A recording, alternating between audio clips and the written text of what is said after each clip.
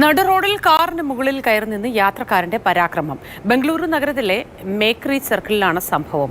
വിമാനത്താവളത്തിലേക്ക് കാറിൽ പോയ യാത്രക്കാരൻ ട്രാഫിക് ബ്ലോക്കിൽ വെച്ച് കാറിന് മുകളിലേക്ക് കയറി നിൽക്കുകയായിരുന്നു. മൈസൂരുവിൽ നിന്ന് ബംഗളൂരു വിമാനത്താവളത്തിലേക്ക് വന്ന സന്തോഷ് എന്ന യാത്രക്കാരനാണ് കാറിന് മുകളിൽ കയറിയത്. ഇതോടെ വലിയ ഗതാഗത കുരുക്കുണ്ടായി. ഇയാളെ പോലീസും നാട്ടുകാരിൽ ചിലരും ചേർന്ന് ബലം പ്രയോഗിച്ച് താഴെയിറക്കി.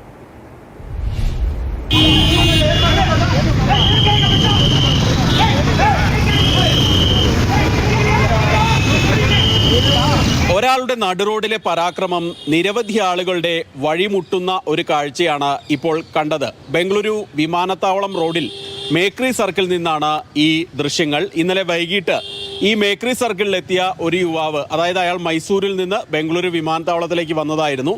ഇയാൾ ഗതാഗത കുരുക്കിൽ ടാക്സി നിർത്തിയപ്പോൾ പെട്ടെന്ന് പുറത്തിറങ്ങി ഈ വാഹനത്തിന് കാറിന് മുകളിലേക്ക് കയറി നിന്ന് പരാക്രമം കാണിക്കുകയായിരുന്നു. കൂടെ ഉണ്ടായിരുന്ന ആളുകളും അതുപോലെ തന്നെ മറ്റ് അതുവഴി പോയ ആളുകളൊക്കെ ഇയാളെ താഴെ ഇറക്കാൻ നോക്കി. പക്ഷേ ഇയാൾ വഴങ്ങിയില്ല, അവിടെ തുടർന്നു. ഇതിനെ തുടർന്ന് വലിയ ഗതാഗത കുരുക്ക്, സാധാരണ വലിയ തിരക്കുള്ള സ്ഥലത്ത് വലിയ ഗതാഗത കുരുക്ക് രൂപപ്പെട്ടു.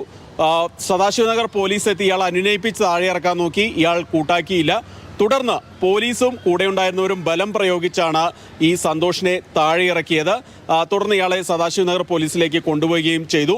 ഏതായാലും ഇയാൾക്കെതിരെ ഗതാഗത നിയമങ്ങൾ ലംഘിച്ചതിനെതിരെയൊക്കെ കേസ് എടുത്തിട്ടുണ്ട്.